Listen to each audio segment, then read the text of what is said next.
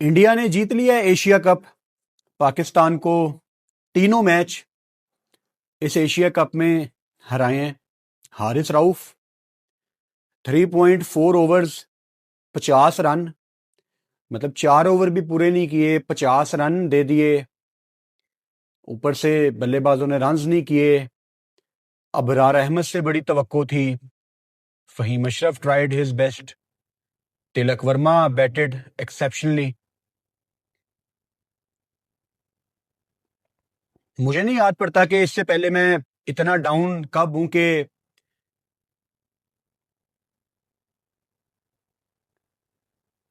मेरा इस टाइम किसी से बात करने का दिल नहीं कर रहा, लेकिन बड़े लोग वीडियो का इंतजार कर रहे होंगे, तो सिर्फ आपके लिए ये मैं आपसे बात कर रहा हूं।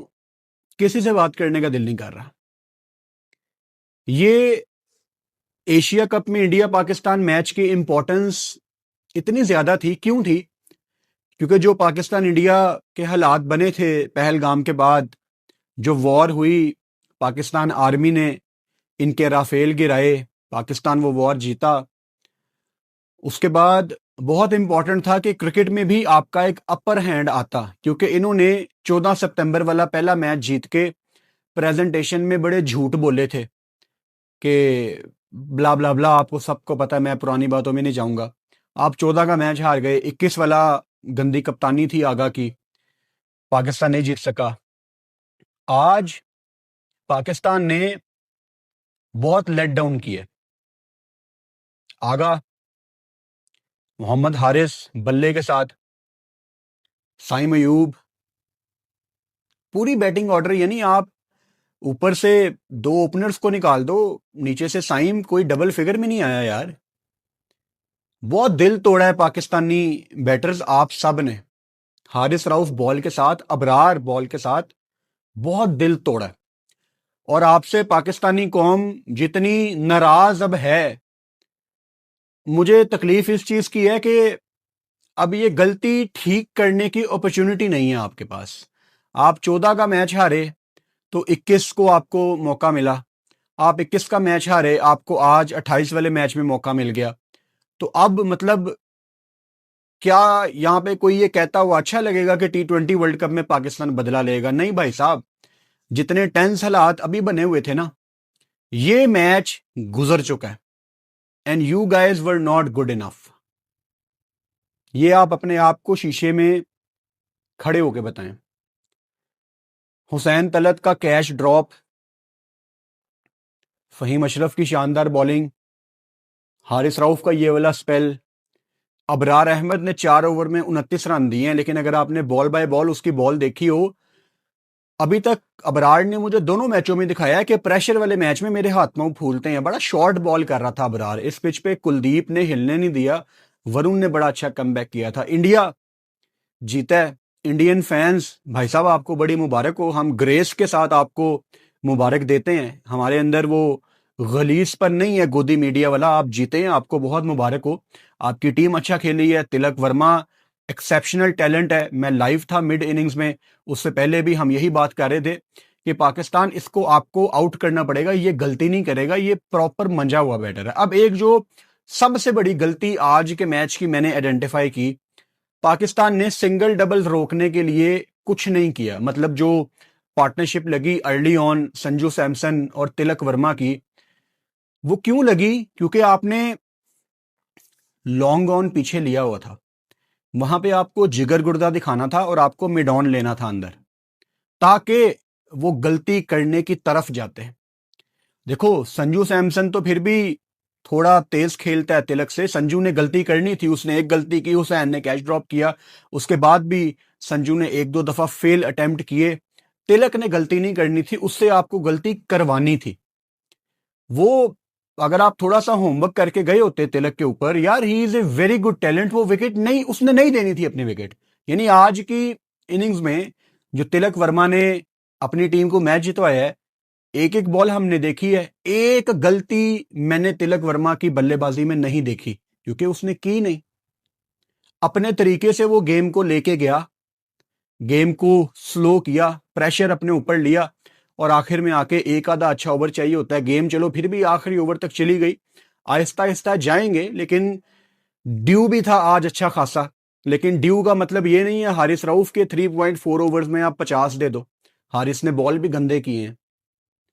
तीसरा ओवर देख के उम्मीद आई थी कि शायद आखिरी निकाल लेंगे, लेकिन ओवरऑल जब आप देखते हो 3.5 ओवर्स में 50 रन ड्यू है। लेकिन शहीन ने भी तो 4 ओवर में 20 रन दिए हैं। ठीक है, उसने 3 ओवर पहले डाल दिए थे, लेकिन कुछ क्वालिटी आपके अंदर भी होनी चाहिए हारिस रऊफ।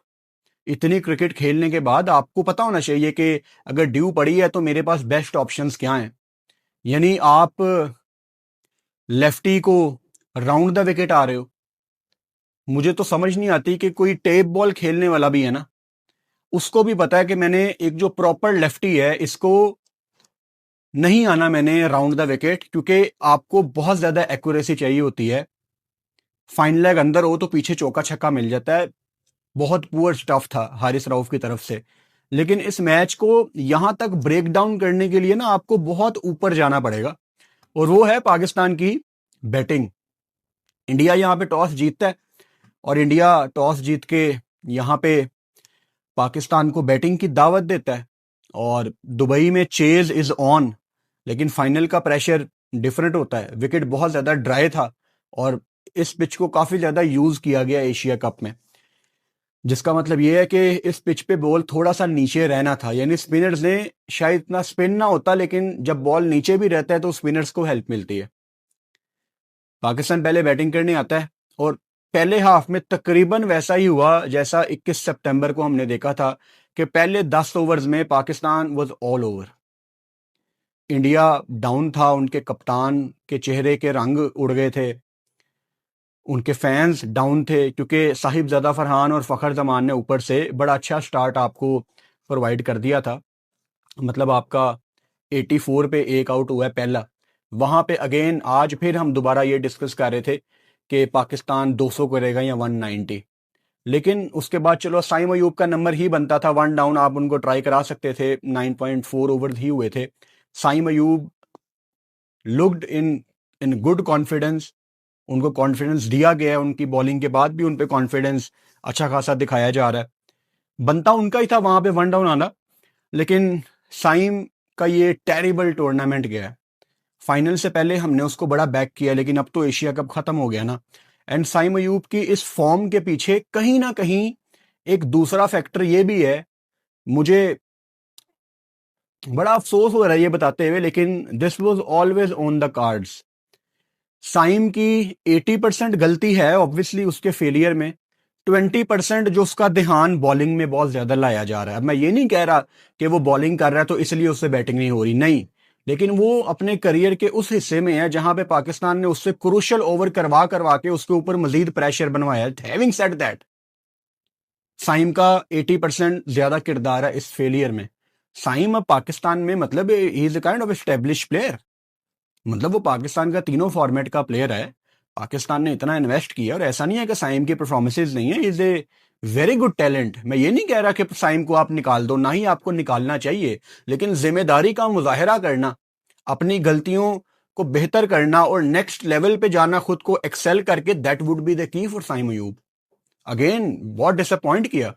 मोहम्मद हारिस जिस नंबर पे आए, चौथे नंबर पे, टीम ने एक अपॉर्चुनिटी उनको दे दी थी कि मोहम्मद हारिस आज इंडिया के खिलाफ, सबके पास ये अपॉर्चुनिटी थी, लेकिन मोहम्मद हारिस को इस अपॉर्चुनिटी को कैच करना चाहिए था, बिकॉज इस पिच में बैटिंग के लिए बहुत कुछ था।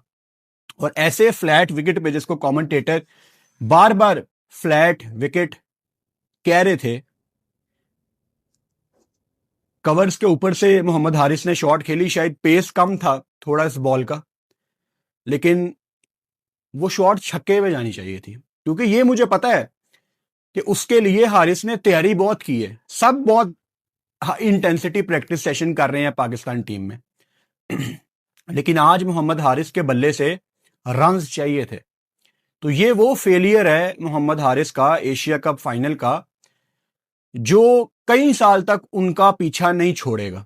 मतलब वो सारी जिंदगी उनको दिमाग में एक बात रहेगी और रहनी चाहिए कि यार एशिया कप में एक ऐसा मौका हम सबको मिला था कि मैंने तो बहुत अरसे के बाद देखा कि सारा मुल्क आपके पीछे खड़ा हुआ है। क्रिकेट बोर्ड के चेयरमैन आपको कह रहे हैं कि जो करना है कर लो, जिस तरह की मर्जी सेलिब्रेशन करो, हम आपके पीछे खड़े हुए हैं।